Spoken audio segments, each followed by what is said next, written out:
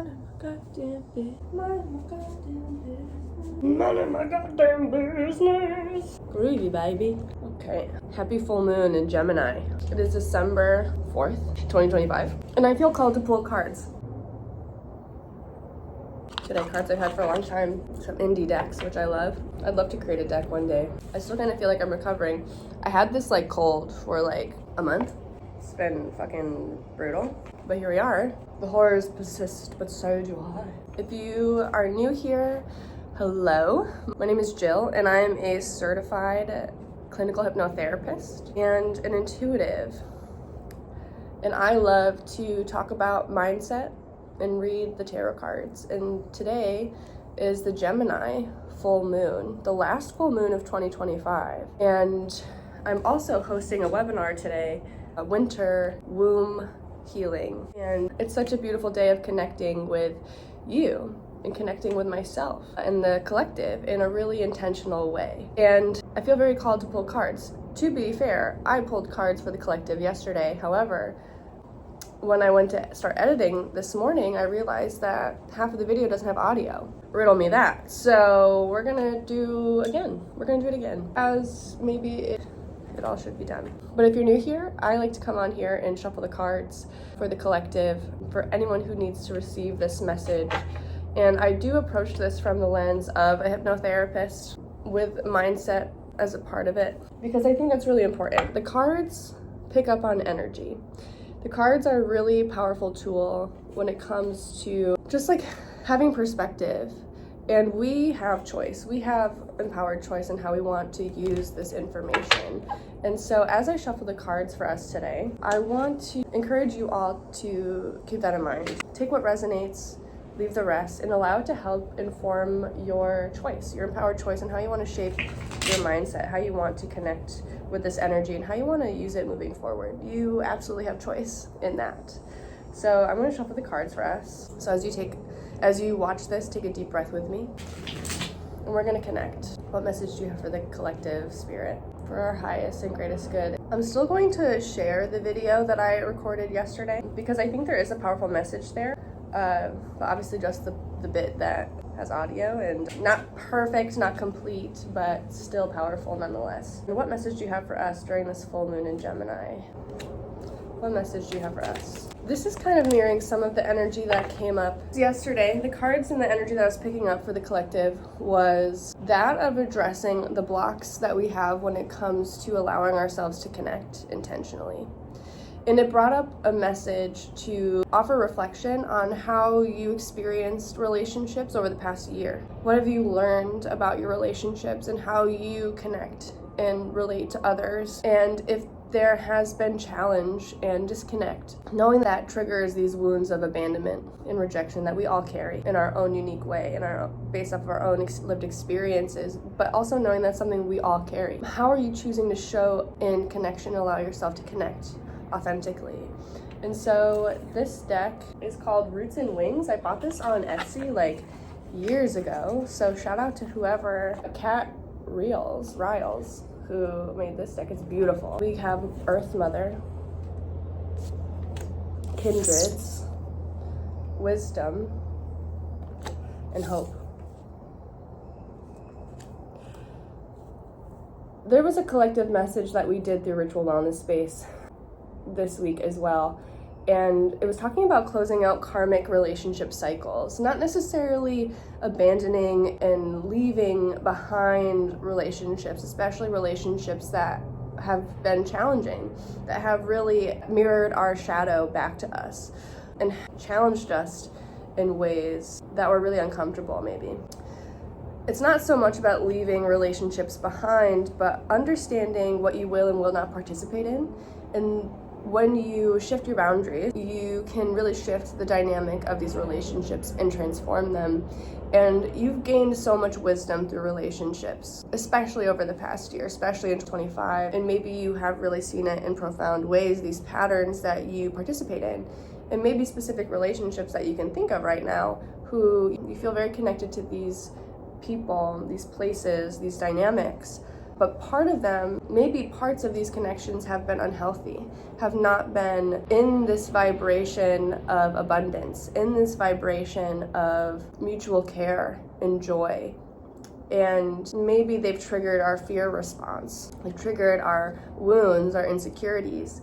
Yet there is such this connection, and these connections that trigger so much, even though we feel so connected, are powerful teachers in this life. It is a powerful lesson, and there is this energy of hope and healing and seeing perspective. There's bird energy here with the owl and the raven, or the crow, this blackbird, hope and wisdom. And I think this is about perspective as well, not being so attached. I think it's one thing to recognize when we have kindred spirits with us, these connections that feel like a soul level recognition. These are powerful, these are profound, but they don't necessarily mean like forever, right? Or soulmates, or not as they are, not as they come into our lives. We're meant to learn from these dynamics. And I think these relationships, if you can understand what I mean when I say like karmic or soulmate relationships, they are so powerful because we have this like soul level recognition. Like, I've seen you before, I've known you a long time, longer than I've known you in this lifetime. There's just this part of us that is seen and amplified. And I think sometimes these connections can trigger us because it's like we are so seen. We feel so connected. And when we feel so connected, it can like trigger these things, and we cause pain when we respond in our fear and in our wounds. And as I'm speaking this, I can think I've had an interesting year myself with addressing these karmic kind of relationships and seeing these dynamics come back in and cycle back in, and I have an opportunity to change how I respond to them. And it's not, and need for boundaries or taking space isn't in response to not feeling love or connection, but knowing that these dynamics are so powerful and impact me so much. It is forcing me to look at that response that I have in them, and how can I show up in these kindred relationships and these connections with like a soul tribe, and how can I show up in my power, in my, it's a very Empress energy, in my abundance, in my joy, in my generosity, and can I be honored in that? Because sometimes, the reality is sometimes when you show up in your power, you trigger other people because you are showing them where they need to do the work, where they need to step into their power. They need to step into their love and their love for self. And even if they are kindreds, maybe we are meant to be these catalysts for each other on this journey in this life to grow. And so that doesn't necessarily entail romantic relationships that last a lifetime, but the connection at a soul level is eternal. And I do feel like this month of December, I do think as we end 25, this year, this 9 year, the year of the snake, we are completing cycles, and we are shedding the attachment to old identities that we held on to for a long time, and these emotions, we've learned these lessons, and now it's time to release it. Release the hold that it has on us. We don't have to wear it anymore. It's a part of us, but we can't allow it to consume us. We are so much more than these outdated beliefs and patterns that we have. So there's wisdom coming from these connections. There's little birds right behind me that are making some noise. Like a gaggle. Little ibis cranes or something. I'm not sure what they are. And so depending on how you're responding to this and healing these wounds, let yourself really celebrate yourself and what these connections have taught you. And if they are people in relationships that are meant to grow and, beyond their state, beyond the wounded state, beyond the codependent state, I think sometimes these kindred and soul connections, we can drop into codependency. When we find our personal freedom, give others an opportunity to rise to meet us. And likewise, if you can think of people in your life that have really made a big impact on you, you can see how maybe you have an opportunity here as well. You have an opportunity to rise, allow it to be inspiring for you, and knowing that it's your job to do the shadow work. It's your responsibility. What message do we have for the collective spirit? during this full moon in Gemini. So the full moon tonight is in Gemini. And so it'd be curious for you to look at where Gemini lies in your chart. For me, it's in the 12th house. So I'm looking at my relationship with my shadow in the subconscious. That's what the 12th house kind of rules. And usually when there's moon activity in the 12th house, I remember times where that has really triggered me. And I'm using it now as an opportunity to recognize everything that I've worked through in my shadow this year and what I am continuing to process as we close out 26. And what can I release energetically the hold of so that I can move into the rest of this winter and the new year cleansed and ready to receive, ready for something new to plant. And I think a big question for a lot of us is, where is the best way for us? Where do we invest our energy? What's right for us? Because it almost feels like there's this desire to like rush, not rush, but like I want momentum. I want new, I want it now. I'm ready to go. But there's still like this confusion on the path and some like balancing, karmic balancing, clarity that is coming in. There's a little bit of illusion and mystery still on the path. Hold on. What message do you have for the collective during this full moon in Gemini? What message do you have for us under this full moon? Yeah, this is a really powerful time of reflection and healing. If it's healing in relationships that matter to you and are important to you, that's beautiful. I do think Gemini talks about how we connect in relationships in a lot of ways. I'm surprised the Lovers isn't here, but that's about choice and curiosity and decisions in matters of relationships and connection and love. And we're being asked to be discerning under this full moon, to use our minds and our logic to make these decisions and to see things, dare to see things for what they are. So there's a little bit of intuition here that's necessary as well, about like connecting the intuition and the logic, the logical mind. But there really is this energy here of, which way do I go? Which way am I directing this? The Chariot here is about momentum, movement, change, and it's about aligning the head and the heart so that we can navigate this path forward. But there is a little bit of juggling still of, where do I want to invest my energy? How do I want to show up?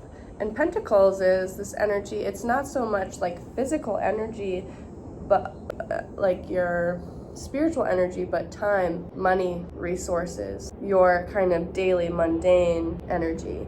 And with the full moon, I mean, emotions come up. There's things that need to be sorted through, emotions. Not everything is clear logically, but it's kind of whatever discomfort, if you feel it today or in the next couple of days, or you have been feeling it, it's something to process. It's something to move through, something to journal through, something to flow through and feel into, because you kind of have to trust your intuition to navigate this. The Queen of Swords is here at the bottom of the deck, very Gemini energy, about being discerning, and you can remain curious and open-minded to these things, but ultimately you have to make a decision on how you want to move forward. So let it be in alignment with your abundance and how you want to feel in this new year, how you want to feel and who you are becoming and what you want to embody energetically in 26. And allowing whatever intention you set in this full moon to release limiting beliefs, release limiting patterns, releasing the holes that certain relationships in your life hold on you that have not really shown up for you in the way that you've hoped and wanted to. And it's not about getting rid of these relationships necessarily. That is not what this energy is suggesting. It's understanding that relationships in our life are the most powerful mirrors to us. And some of these relationships, the strongest ones, are often these catalysts for change, to help us really see our shadow and to see what we need to heal and move through. And so you might be feeling that during this full moon. You might be feeling that as we move into 2026, because energetically speaking, let alone the dates on the calendar and the understanding of we are moving into a new year, energetically as we move into spring as well, we are in connection with this natural rhythm. And so what are we releasing, what are we shedding now at the end of 2025 so that we can embody, look who's here, the Empress, we can embody this for ourselves, this connection to our bodies and our sensuality and the present moment and our power and our stillness, our confidence, our magnetism, our essence of who we are. Who are you when you're most abundant? What does that mean for you? What I love about the Empress, but also for me, it's almost felt unattainable, is the energy of the Empress. And the reason why I say that sometimes it feels, and it has felt for me in the past, unattainable is because I have so much resistance to rest. I am a Taurus queen myself. This is my card. I feel like the Empress, Venusian energy, divine feminine energy. It is my birthright. I am that. However, on my journey of healing and on my journey of becoming, that is something that I have intimately had to continue to work on, is this relationship with rest and stillness, and knowing that I am inherently worthy and deserving of the things that I want, and I do not need to force. I do not need to push. I do not need to strive or hustle or burn myself out to earn it. I just am. Today, even, I recognized that I was tired, and so I let myself sleep in. I took my time with my coffee. I journaled. I laid in the sun. In the back of my mind still was, I have so much to do. I need to do this recording. I need to finish getting ready for this webinar tonight. And I have all this stuff to do. I have to water plants. I have to do laundry. I have to put my clothes, like all these things. And then I just kind of allowed myself to observe those thoughts, because what I really needed was rest in that moment. And I honored that. And I'm ultimately grateful for it, because now I'm showing up more productive. But that in itself is just an idea of how that resistance shows up for me. And so this is really, I'm feeling connected to this message too, because if I really want to step into my power, this is your power, our collective power. We are most in our power when we can learn how to fully be in our energy and our stillness and create from there, especially for my baddies out here, my fellow divine feminine women out here. Like, we have so much power, and we are learning to come back to that power. And that is the new promise. It almost feels like this new intention, this updated understanding of what that means for us, especially as we look at the contrast of what we've experienced this past year. We do some reflection, what has worked for us, what has honored our Empress energy, what has shown up and matched that energy, and what has challenged that. And not just like those challenges were a part of the lesson and part of the learning of honoring our personal power. And so when we decide now to show up in our own energy, to take our energy back, we operate in this energy of healing and moderation and finding balance within ourselves, patience with others. And there's still, I always get frustrated when I see the Seven of Swords, but what I feel like this is, there are still things that have been left unsaid. There are things that are not fully transparent within ourselves and our own subconscious. Maybe not being fully honest with ourselves, not being fully honest with others, feeling like others are not fully honest with us. And it's not a threat, though. Why is the Seven of Swords here? It almost feels like, interesting. Well, this could be literally a dynamic of people, someone feel like hiding their true feelings about you, someone hiding and not being fully open about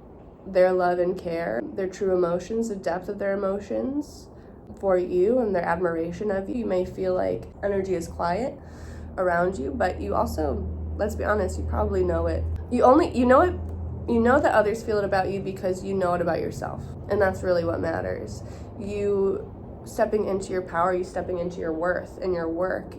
People notice. And it almost feels like energy circulating. But also, this is a mirror back to you of if there have been moments where you haven't even recognized yourself, and the way that you carry yourself, the way that you honor yourself, you take care of yourself, that you are self-sustaining, you are abundant, you manage your money all by yourself, you take care of business, you run your business, right? You are in charge and you can manage it. You are in your divine feminine leadership, and you are making moves for yourself in the mundane world. You are taking care of it. You need to recognize that for yourself. You need to integrate this emotional experience for yourself, because it's not up to others to do that for you, and sometimes people won't or can't. express that to you, and that's okay. But can you give yourself permission to recognize yourself and be honest with yourself about the growth that you've experienced this year? There is this beautiful energy of a homecoming, beautiful energetic foundation for your life that you have created. And because this is the home that you've built for yourself energetically, physically, you've built the foundations for your business, you've built the foundations for yourself and your self-care, your well-being, your health, your abundance mindset, your wealth, all of those things. You have created that for yourself, and trust that you will attract kindreds that can rise to meet you, that are already meant to meet you on this path. You have created a home that is their home too, and you have to trust that. And people will watch, people will notice, and they will not express it, they will not speak up, they will not match your energy. They are watching and they are waiting to see what happens next, and not to see you fail necessarily. I don't feel like that's the energy here, but to see how that they can approach you. They're trying to understand how they can match that energy to you, how they can step into that energy for themselves. And you lead that through your influence. Allow the universe to respond to you, to rise, to meet you. You've done the work. This is who you're choosing to become. And so everything that you release under this full moon, allow it to be any limiting belief that you have. Bottom of the deck, 8 of Swords. Any fear that has kept you struggling, that has made you feel like you have to struggle and sacrifice, persevere and push. You have done that. And it hasn't been for nothing. But it's time to put down the swords, put down the wands.